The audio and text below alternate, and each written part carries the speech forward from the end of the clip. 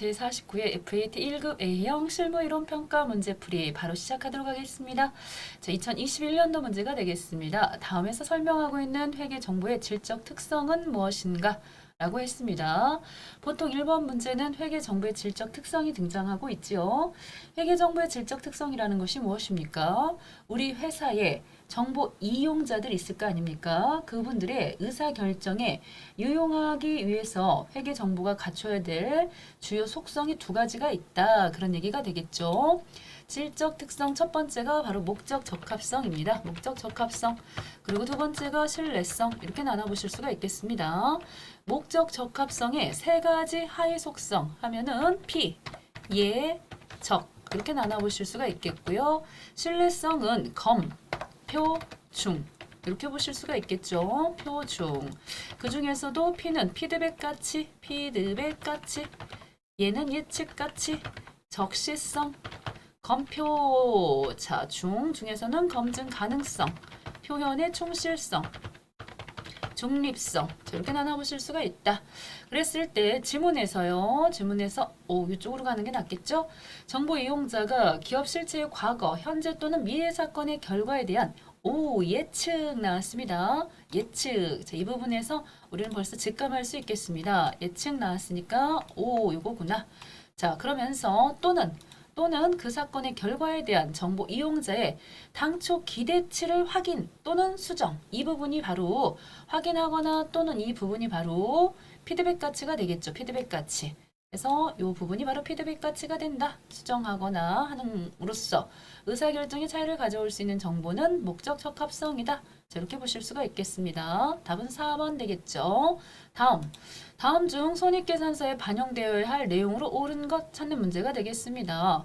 1번이 답이에요. 감가상각비 하면 대표적인 손익계산서 판매비와 관리비 항목에 들어가는 코드번호 818번 되겠죠.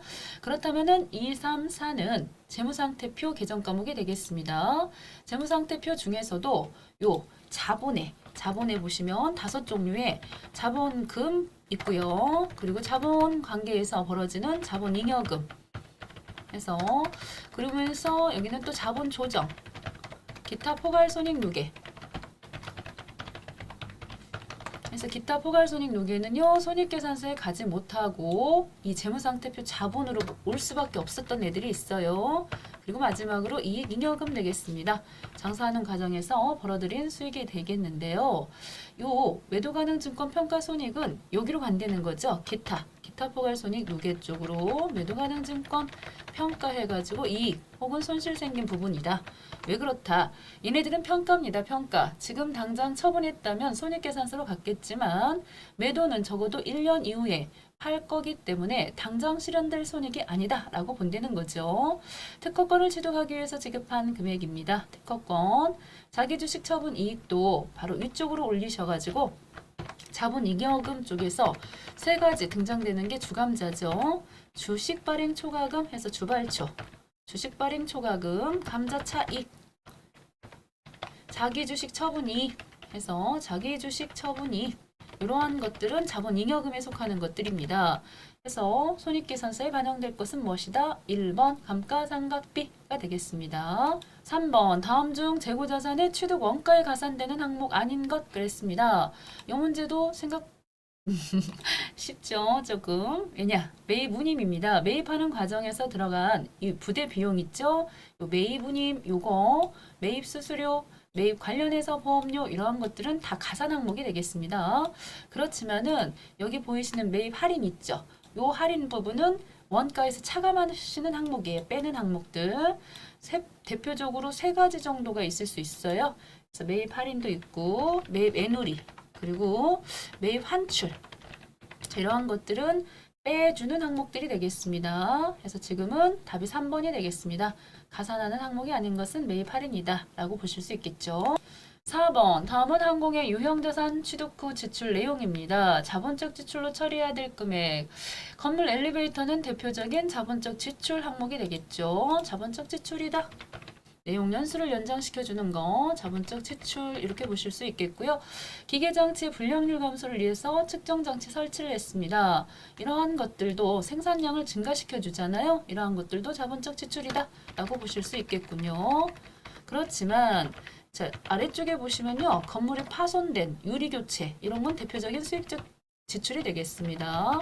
그래서 수선이라든가 유지 정도 해주는 것들, 원상 회복 이러한 것들은 수익적 지출이 되다 보니 자본적 지출 합계는 1300 그리고 700 더해서 도합 2000 답은 3번이겠죠. 답은 3번 되겠습니다. 다음 5번 자료를 토대로 취득원가에서 감가상각 누계를 차감해가지고 기계장치 2021년 말 손장부 금액을 계산하면 얼마냐라고 했습니다. 현재 2020년도 7월 1일 날짜에 구입했을 때의 기계장치 금액은 500만 원입니다. 500만 원. 그런데 요거를 2020년도 7월 달에 구입했기 때문에 조금 더 신경이 쓰이는 부분이네요. 2020년 12월 31일 날짜에 감가상각을 한번 했을 건데 그 금액이 얼마나 하는 거죠.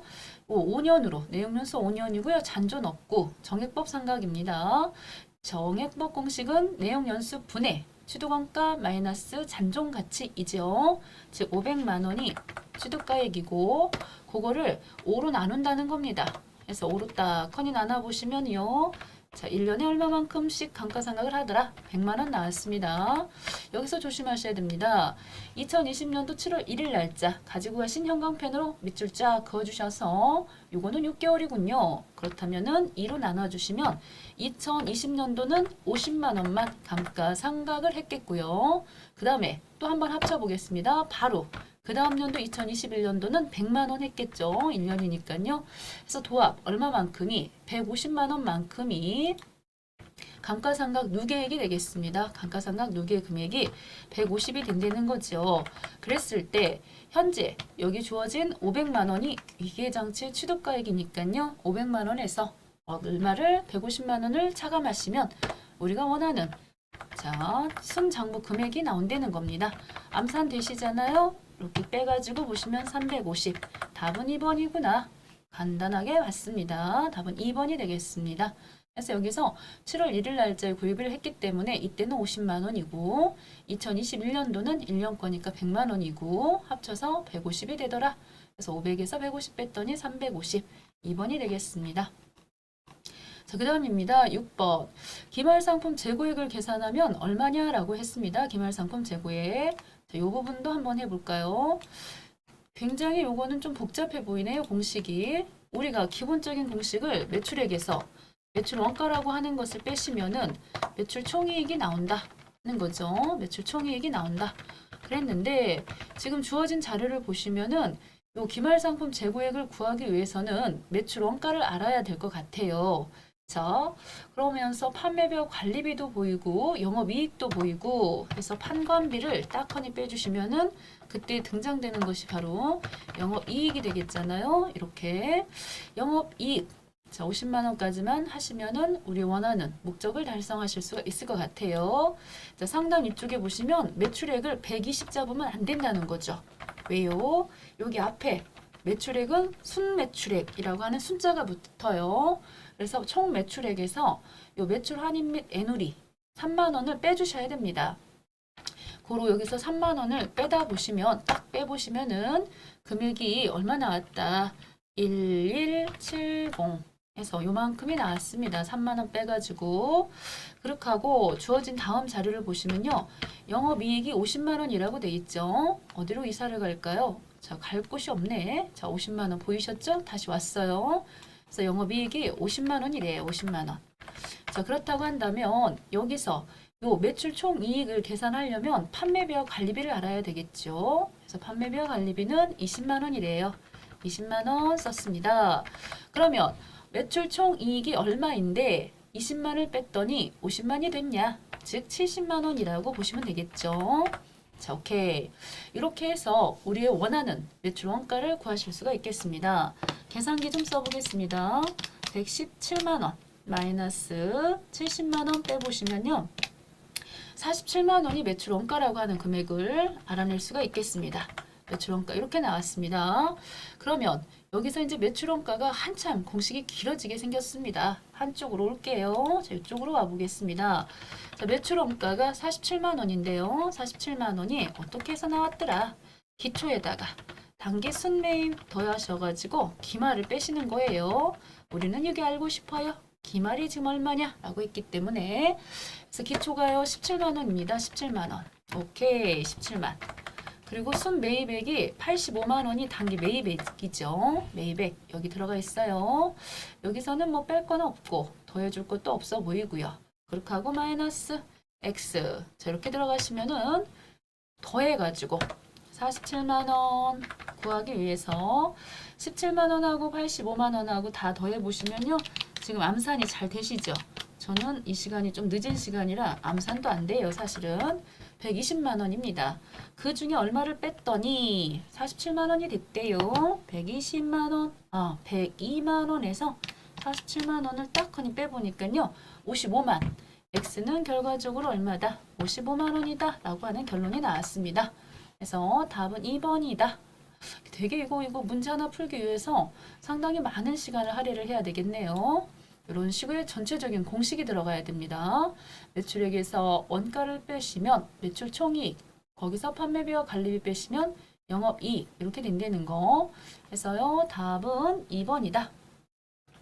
그래서 가볼까요? 오케이, 2번 되겠습니다. 자, 항공은 사무실에서 업무용으로 사용하던 복사기를 외상으로 판매를 했습니다. 아하, 여기서 외상에 속으시면 안 됩니다. 업무용 사용하던 복사기는 비품이기 때문에 이랬을 때 채권 계정 과목은 미수금이 된다는 거죠.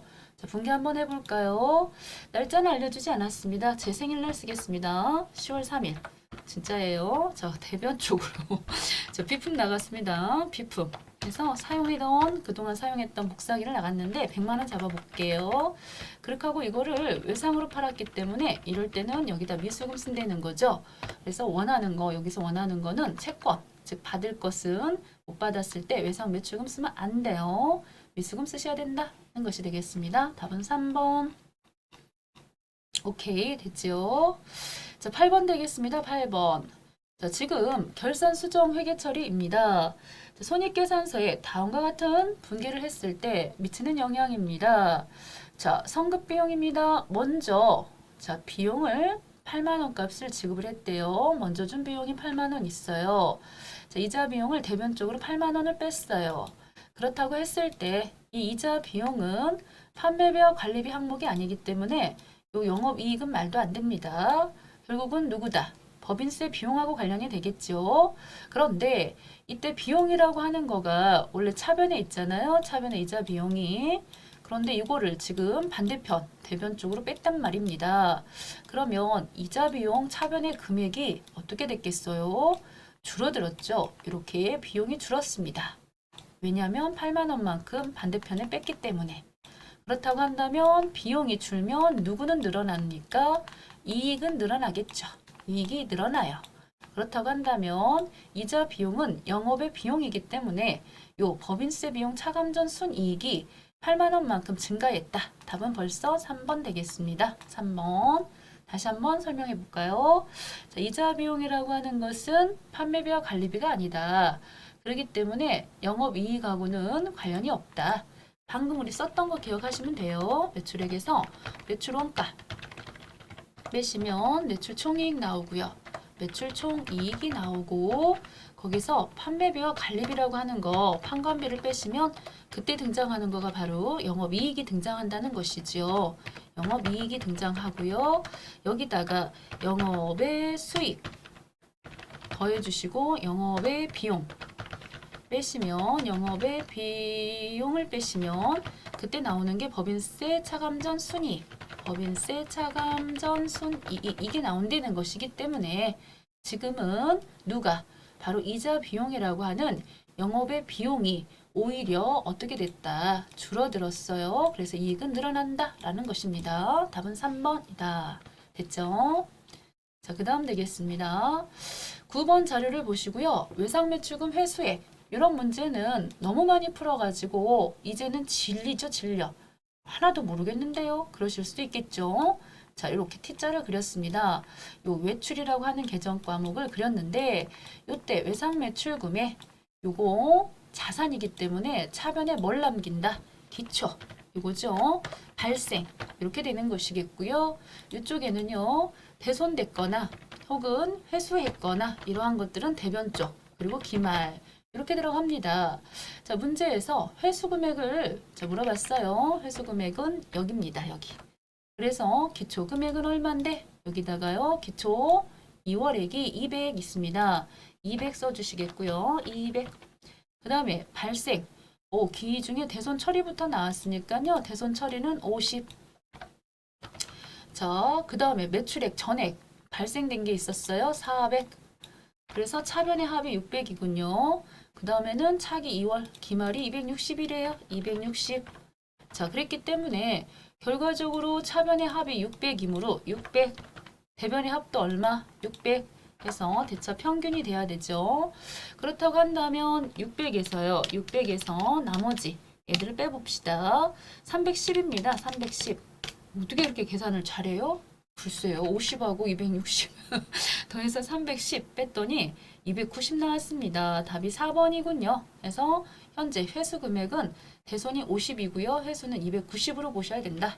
그래서 4번이다 라고 보시면 되겠습니다. 오케이. 자, 그 다음입니다. 10번. 무형자산에 대해서 잘못 설명하고 있는 사람입니다. 자, 무형자산은 물리적 형태가 없죠. 일단 무니까 없을 무. 그렇지만은 식별은 가능해야 되고 기업이 통제를 해야 됩니다. 통제를 하고 있지 않아. 기업이 통제를 해야죠. 그랬을 때 그게 바로 무형자산이다 보니 벌써 1번이 틀렸네요. 자, 미래 경제적 효익은 매출이나 원가 절감으로 나타나지. 그렇습니다. 일반적으로 법적 권리부터 나오지. 내부적으로 창출한 브랜드, 고객 목록들은 유형자산으로 인식을 하지 않아요. 여기 내부적, 외부적인 거는 인식을 하지만은 내부적은 인식을 하지 않았습니다. 틀린 설명은 이항공입니다. 이항공. 그렇죠? 무형자산은 영업활동에 사용할 목적으로 보유하고 있는 자산입니다. 비록 물리적 형태는 없지만 식별이 가능해야 되고 기업이 통제할 수 있어야 되고 미래 경제적 효익을 가지고 있는 자산이어야 됩니다. 단 미래 경제적 효익에 대한 불확실성이 높겠죠. 그 다음 11번 되겠습니다.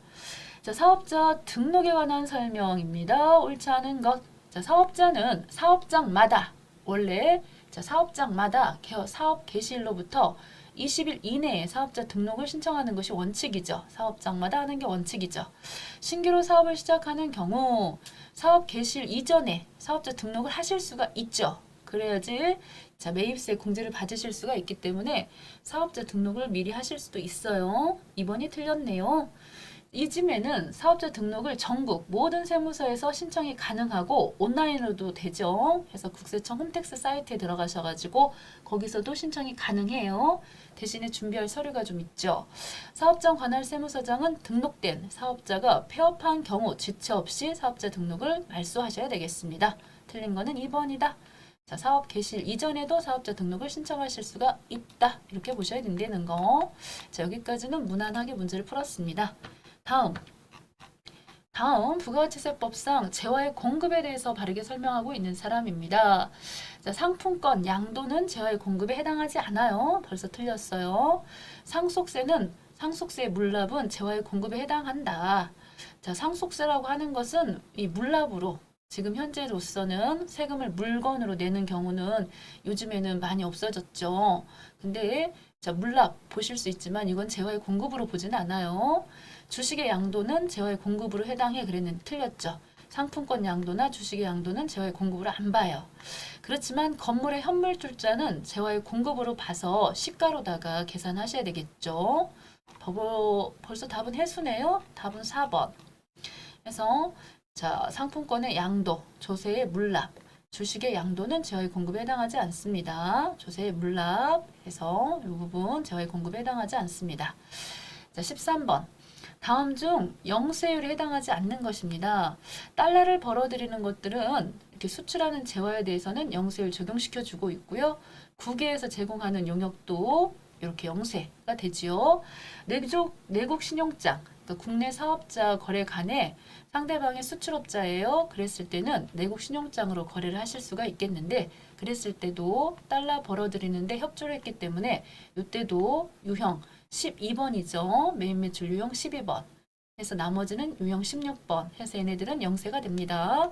그러나 미가공 식료품 같은 경우는 면세죠. 면세. 미가공 식료품은 면세다. 답은 4번이 되겠습니다. 4번. 14번입니다. 의류 도매업을 영위하는 항공의 2021년도 2기 확정신고 기간입니다. 자, 이때요. 부가세세 과표 계산하시라고 그랬습니다. 과표입니다. 자, 매출세액을 잡아주셔야 되겠는데 예상 판매한 거 요거 과표로 들어가죠. 그리고 10개월 할부 판매입니다. 자, 할부 이자 상당액 포함시키시는 거죠. 과표에. 그렇게 하고 630만 원 보태주셔야 되겠고요. 견본품은 과표에 잡지 않아요. 해서 두 가지. 그래서 요건 적당히 외워도 주셔야 돼갖고 2130만 원. 답은 3번이 되겠습니다. 3번 두 가지만 해당이 된다. 할부 판매도 10개월 할부 판매도 넣어주셔야 되고요. 자, 할부 이자도 넣어주셔야 되겠습니다. 자, 마지막 문제가 되겠습니다. 다음 항공의 2021년도 2기 부가가치세 확정신고 자료입니다. 확정신고 시 납부세액을 계산하면 얼마인가 라고 했습니다. 자, 납부세액은 어떻게 나오는 것입니까? 자, 매출세액에서 매입세액을 딱 건이 빼시면 그게 바로 납부세액이 되겠습니다. 고로 일단 매출세액부터 구해 보실게요. 자, 매출세액은요. 과표가 4억 5천이지만 그 중에 영세까지 합쳐졌대요. 영세는 세율이 0%이기 때문에 여기서 3억 5천에 대한 것만 매출세액 10%에서 3,500만 원 나오겠고요. 그 다음입니다. 토지 관련된 부분은 요거는 토지 관련된 부분은 불공이죠. 그리고 접대비도 불공입니다. 고로 여기 들어가 있는 200하고 300하고 더해서 500만큼. 그래서 2100에서요. 500을 딱 건이 빼주시면은 1600만 원만 매입세액이 되겠습니다. 1600만 매입세액이 된다. 결과적으로 납부하셔야 될 세금은 3,500에서 1,600을 빼주시면요. 결과적으로 빼서 보시면은 1,900. 그래서 납부세액은 1,900만 원이다. 답은 3번. 자, 은근 3번이 많이 나왔어요. 그래서 답이 3번 되겠습니다. 자, 영세율에 대한 부분 1억 원이 포함되어 있지만 영세는 세율이 0%이기 때문에 과표로는 비록 잡히지만 매출세액에서는 1억을 빼신 3억 5천 중에 10% 3,500 잡으시고요. 매입세액은 이거 다 넣으시면 안 된다. 비록 주고 온 세금이 있지만은 토지 조성 관련 매입세액과 접대비 관련 매입세액은 500만 원 빼주셔야 돼가지고 1,600만 해당이 되어서 1,900만큼이 납부세액이 되겠다. 답은 3번입니다. 자, 오케이. 자, 이렇게 해서 모두 문제를 풀어봤습니다. 너무너무 수고하셨습니다.